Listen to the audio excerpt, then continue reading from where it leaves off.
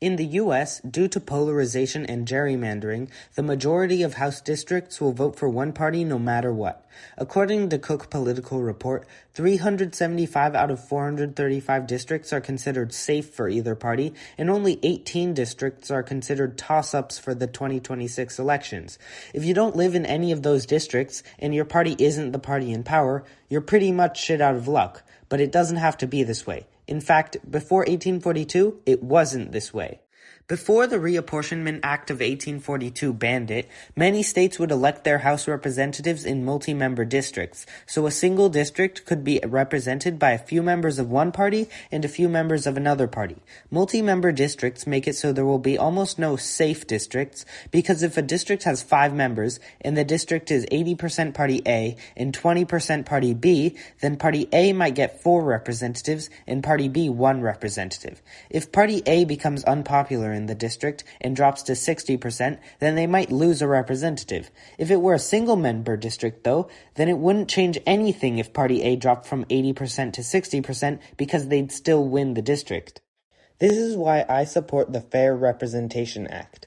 The Fair Representation Act would mandate multi-member districts, implement ranked choice voting, and ban gerrymandering by mandating independent redistricting commissions in every state.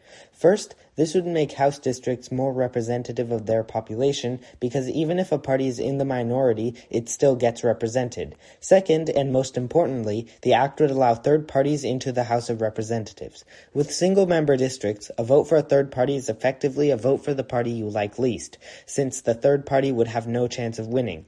Under single-member districts, you're forced into voting for the lesser of the two evils. However, under the Fair Representation Act, there is no trade-off to ranking a third-party candidate first. If there are more than 2 parties in the House of Representatives, it would allow more viewpoints to be represented and reduce the polarization since people wouldn't be forced to be sorted into one of 2 camps.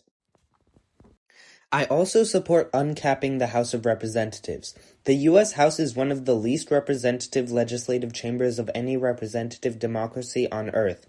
There are only 435 members for 340 million people.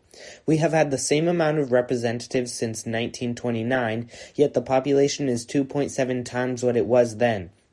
Before 1929, the House of Representatives would increase in size with population, but we stopped doing that with the Reapportionment Act of 1929.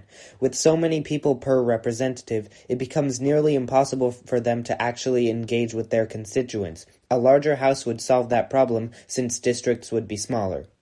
It's time for congressmen to represent their constituents, not their party elites.